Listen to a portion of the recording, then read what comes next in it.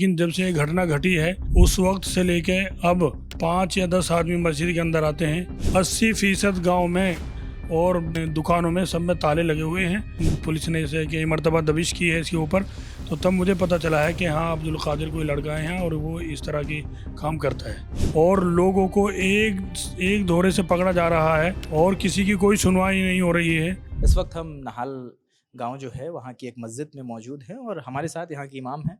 ये बताएं कि जो 25 तारीख का घटनाक्रम है, कादिर जो हिस्ट्री शीटर है उसे एक टीम नोएडा पुलिस की पकड़ने आती है। उसके बाद ये आरोप लग रहे हैं कि कुछ ग्रामीण वहाँ पर इकट्ठा होते हैं, उनकी ओर से पुलिस पर पत्थरबाजी की जाती है और फिर गोली दागी जाती है, जिसमें एक कांस्टेबल की मौत हो जाती है। आप यहाँ पर नमाज के लिए रोज़ लोग आते होंगे, क्या उस दिन के बाद कुछ चीज़ें बदली हैं? क्योंकि गाँव में कई आरोप लग रहे हैं, कई घरों में ताले लटके हैं।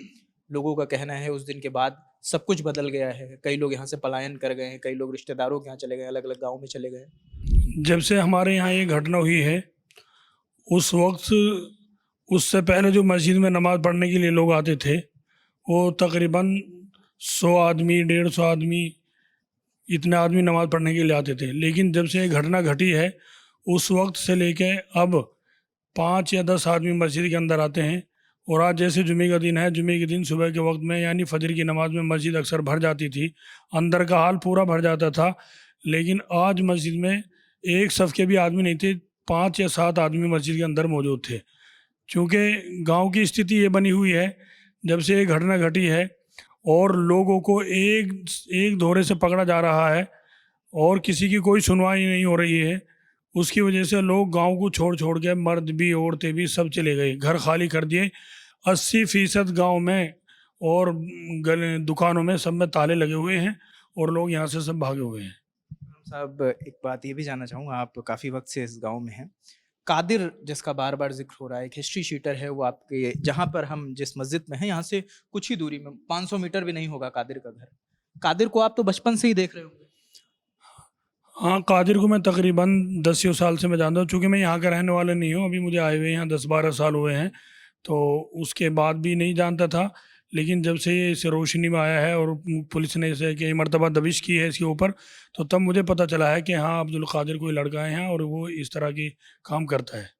कभी व्यक्तिगत कभी आया, वो मस्जिद में नमाज पढ़ने आता था क्या कादिर? बस मेरे ध्यान नहीं है, ना मेरी मुलाकात हुई मस्जिद में उससे कभी। कभी नहीं आया है। वैसे मुलाकात हुई है, वैसे बाहर देखा है, बाहर चलता फिरता, जैसे आवाम रहती है यहाँ पे, बाज़ार है, तो ऐसे चलता फिरता देखा है, लेकिन यहाँ मस्जिद में कभी मुलाकात नहीं हुई। तो क्या पहले भी पुलिस गांव में आती रहती थी कादिर को गिरफ्तारी करने के लिए या हिरासत में लेने के लिए? वो तो यहाँ पुलिस चौकी नहर पे मौजूद है, पुलिस तो रोज़ाना ही आती है और उसके पकड़ने के लिए भी, जब उसने कहीं घटना घटी है तो उसके लिए भी आई है, पूछताछ करने के लिए पुलिस उसे पकड़ने के लिए भी आई है। अच्छा, ये ऐसा पहली मर्तबा तो नहीं हुआ होगा कि पुलिस कादिर को ऐसे ले जाने के लिए आई हो? नहीं नहीं, पहली मर्तबा नहीं हुआ, इससे पहले भी हुआ है। पहले कभी ऐसी घटना हुई है कि पत्थरबाजी हो गई हो, जैसे आरोप लग रहे हैं, या गोली चल गई हो, पुलिस पे किसी ने गोली चला दी? नहीं, पहले कोई घटना नहीं हुई ऐसी, ना पत्थरबाजी हुई कभी। उस दिन की घटना के बारे में आप लोगों के बारे को क्या क्या पता चला, क्या क्या जानकारियां अगले दिन खुल के आई? बस उस वक्त तो अक्सर लोग तो सो चुके थे मकानों में और यहाँ बाज़ार था, तो लोग चलते रहते हैं और जो आदमी अपने संजीदा किस्म के होते हैं वो तो अपने वक्त पे सो जाते हैं और वक्त पे उठ जाते हैं। तो हमें तो रात को, हम सो चुके थे सब, और हमें तो रात को जैसे शोर मचा या पता नहीं फ़ोन आया किसी का, मुझे मालूम नहीं है कैसे पता चला, या सुबह को पता चला है कि रात ऐसे ऐसे घटना हुई है। सुबह का क्या मंजर था यहाँ पर? सुबह का मंज़र सुबह का मंज़र तो सही था, जैसे रोज़ाना रहता था। पुलिस पूरी गांव में थी, पुलिस काफी पुलिस बल यहाँ पर था। उसी दिन सुबह के वक्त में आया है, पुलिस उसी वक्त आई है सुबह के वक्त में। तो आज जुमे का दिन है, शुक्रवार का दिन है आज, और जैसे इमाम साहब का कहना है कि जितने लोग पहले आते थे अब लोगों की कमी है, लोग कम आ रहे हैं, और आज जुमे की नमाज है और सुबह नमाज के वक्त जितने लोगों को आना होता था पूरी ये जगह भर जाती थी, और आज 5-7 लोग ही आए। हमने भी गांव में देखा, कई घर ऐसे हैं जिनमें ताले लगे हुए हैं। वही अपील है लोगों की, लगातार लोग कह रहे हैं कि जो गुनहगार हैं उन्हें सज़ा मिलनी चाहिए और जो बेगुनाह हैं उन्हें सज़ा नहीं मिलनी चाहिए, क्योंकि कई लोग जो हमें यहाँ पर गाँव में मिले हैं, वो कई लोगों का ये दावा है कि हमारे बच्चे ने कभी कुछ नहीं किया, वो किसी भी क्रिमिनल एक्टिविटी में शामिल नहीं रहा, लेकिन उसे भी उठा ले गई है पुलिस और उन्हें जेल भेज दिया गया है। तो वो लोग कोर्ट के चक्कर लगा रहे हैं बेल के लिए, अपील कर रहे हैं। तो ये एक तस्वीर है, अलग-अलग तस्वीरें हम दिखाने की कोशिश कर रहे हैं। नाहलगाँव के लोगों का क्या कहना है, वो क्या सोचते हैं।